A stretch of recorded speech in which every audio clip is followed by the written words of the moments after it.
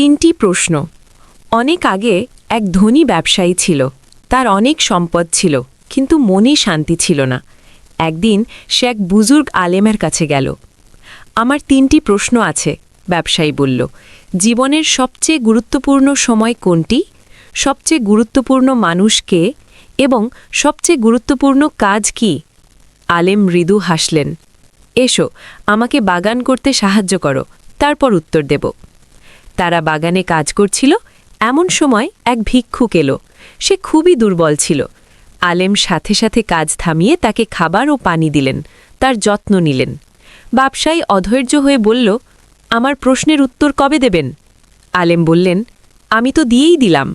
সবচেয়ে গুরুত্বপূর্ণ সময় হলো এখন, এই মুহূর্ত, কারণ এটাই একমাত্র সময় যা তোমার হাতে আছে।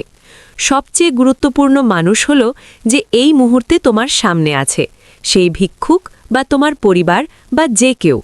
আর সবচেয়ে গুরুত্বপূর্ণ কাজ হলো তার প্রতি ভালো করা, তার সেবা করা। আল্লাহ চান আমরা ভবিষ্যতের চিন্তায় এতটা হারিয়ে না যাই যে বর্তমানে যারা আমাদের প্রয়োজন তাদের ভুলে যাই। ব্যবসায়ী বুঝতে পারল যে সে সারা জীবন ধন সংগ্রহে ব্যস্ত ছিল, কিন্তু চারপাশের মানুষের প্রতি উদাসীন ছিল। সেদিন থেকে সে তার জীবন পরিবর্তন করল। শিক্ষা: নিশ্চয়ই আল্লাহর নিকট সর্বোত্তম ব্যক্তি সেই যে মানুষের জন্য সবচেয়ে বেশি উপকারী। হাদিস।